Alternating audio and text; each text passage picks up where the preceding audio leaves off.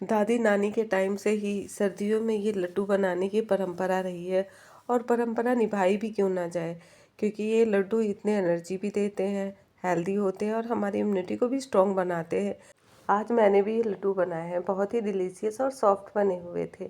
तो चलिए बनाते हैं ये लड्डू। सबसे पहले मैंने एक कटोरी किशमिश ली है, फिर सनफ्लावर सीड्स है, मूंगफली ली है। किसी भी चीज़ को अपने हिसाब से आप कम ज़्यादा कर सकते हैं। ये एक कटोरी के करीब अखरोट है, पिस्ता है, तिल है। तिल को भी आप कम और ज़्यादा कर सकते हैं, आपके टेस्ट पे डिपेंड करता है। और ये पम्पकिन सीड्स है, ये मगज लिया है मैंने, ये एक कटोरी से थोड़ा सा कम है। एक कटोरी के करीब बादाम लिया है और ये आधी कटोरी से भी कम घी लिया है। अभी ठंड की वजह से फ्रिज में रखा हुआ था तो वो निकल नहीं रहा था, अभी मैंने इतना ही ले लिया और फिर धूप में रख दिया था ताकि वो मेल्ट हो जाए, फिर ईजिली निकल जाएगा। एक कटोरी के करीब छुहारे लिए हैं, एक कटोरी के करीब मैंने गोंद लिया है और मखाने लिए हैं। मखाने थोड़े से ज़्यादा लिए हैं। अब घी डाल के घी को गरम कर लेंगे और धीमी आंच पे ही गोंद को हम पकाएंगे। सबसे पहले घी गरम तो हो गया, लेकिन एक डाल के चेक कर लेते हैं ताकि हमें ये पता चल जाए कि घी इसके हिसाब से गर्म हुआ है कि नहीं। मतलब घी ऐसा गर्म होना चाहिए कि अंदर तक पक जाए।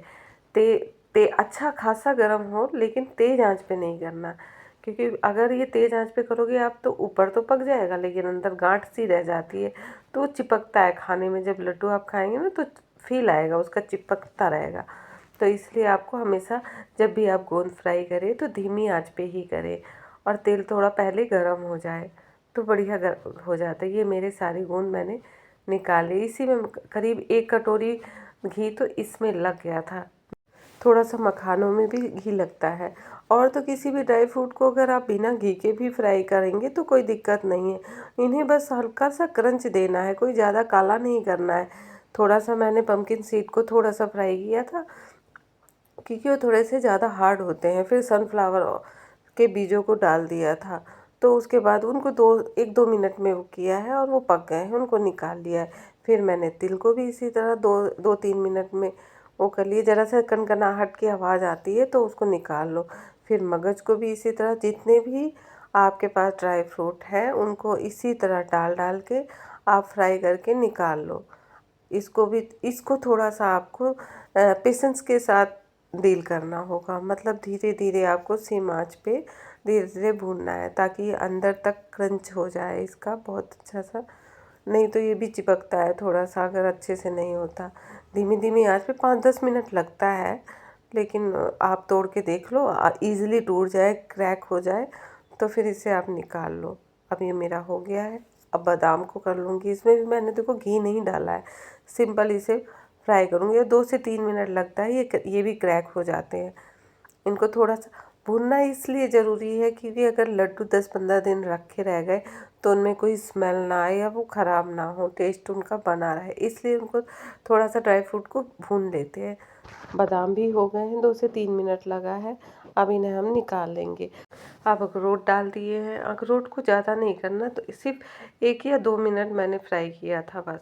और इसी में मैंने बाद में फिर पिस्ते ऐड कर दिए थे और उनको भी कर लिया कि पिस्ते तो पहले ही भुने होते हैं, क्योंकि उनको बीजों से निकालने के लिए ही फ्राई करके, उसका प्रोसेस यही होता है कि उसे फ्राई करके निकाला जाता है। ये फ्राइड होते हैं, बट फिर भी मैंने थोड़ा सा इसमें डाल दिया कि गर्म हो जाए और ये दोनों को मैंने एक साथ करके निकाल लिया है।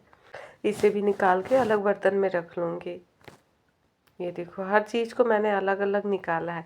अब मूंगफली में थोड़ा सा टाइम लगता है, इसे भी मैं बिना घी के ही फ्राई किया है और इसको 2 से 4 मिनट लगते हैं।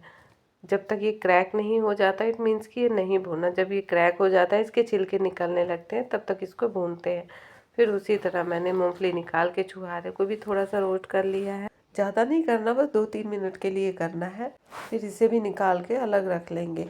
अब खसखस को भी 2 से 3 मिनट के लिए थोड़ा सा धीमी आंच पे रोस्ट कर लेंगे। सभी चीज़ें हमने भून ली है और सबको अलग अलग रख दिया है, क्योंकि सभी को जब पीसेंगे तो टाइमिंग अलग होगी। कुछ ज़्यादा टाइम लेते हैं, कुछ कम टाइम लेते हैं। जैसे मखाना, गोंद, ये इस तरह की चीज़ें जल्दी पीस जाती है। तिल वगैरह अगर आपको पीसने हैं तो ये भी जल्दी पीस जाता है। और कुछ चीज़ें ऐसी होती जो थोड़ा ज़्यादा टाइम लेते हैं। बादाम, छुहारे ये सब थोड़ा ज़्यादा टाइम लेते हैं। छुहारे तो चिपक जाते हैं तो मिक्सी घूमना ही बंद कर देती है। अब जिन चीज़ों को मैंने पीसना था पीस लिया है। तिल को मैंने ऐसे ही डाला है। ये देखो, ये मगज भी मैंने ऐसे ही डाले हैं। आप चाहें तो इनको थोड़ा सा दरदरा भी पीस सकते हैं, मीन्स जिस थोड़े बड़े बड़े या चॉप कर सकते हैं, लेकिन मैंने पीसना ही ज़्यादा बेटर समझा। किशमिश मैंने ऐसे ही डाली है। और ये छुहारे हैं। छुहारों को तो पीसना बड़ा आफत रहता है, चिपक जाते हैं, मिक्सी घूमना ही बंद कर देती है। ये शायद मेरा गोंद है, हाँ ये गोंद है। इसको मैंने सबसे बाद में करा था। अब ये खजूर है, खजूर के मैंने बीज निकाले हैं और फिर उसे पीस लिया है। ये करीब आधा किलो होंगे। हाँ, खजूर मेरे आधा किलो थे। उन्हें बीज निकाल के मैंने पीस लिया है। फिर 2 से 3 चम्मच मैंने घी डाला था और उसे अच्छे से फ्राई किया। 2-3 मिनट के लिए फ्राई करना है। थोड़ा सा इसमें जो नमी हो वो निकल जाए, कच्चापन निकल जाए, गर्म हो जाए, चिपकने लायक हो जाए। इसलिए वैसे भी इसकी सीरत ऐसी होती है, ये चिपकती बहुत है, तो बहुत ईज़िली बन जाते हैं। मतलब अगर आपका 1 किलो गुड़ जहाँ लगेगा वहाँ पे आधा किलो में आपका काम हो जाएगा। और वो अकॉर्डिंग गुड़ के ज़्यादा हेल्दी होता है। ये 2 से 3 मिनट में ये हो भी गया था। फिर मुझे जितने ड्राई फ्रूट चाहिए थे उतने मैंने निकाल के अलग कर लिए थे। और उसमें फिर खजूर का पेस्ट जो मैंने भुना हुआ था वो डाल के मिक्स कर लिया था। थोड़ा गरम गरम में ही मिक्स करना है, तो आप पहले चम्मच से मिक्स करो, ठंडा हो जाए तो आप हाथ से कर लो। जब हाथ से छूने लायक हो जाए तो आप जल्दी जल्दी लड्डू बना के रख देंगे। बहुत ही आराम से बन जाते हैं। और जितने आराम से बनते हैं उतने ही खाने में टेस्टी होते हैं और हेल्दी भी होते हैं। विंटर्स में ये लड्डू ज़रूर खाने चाहिए क्योंकि इसमें सभी गर्म चीज़ें हैं, स्पेशली गोंद।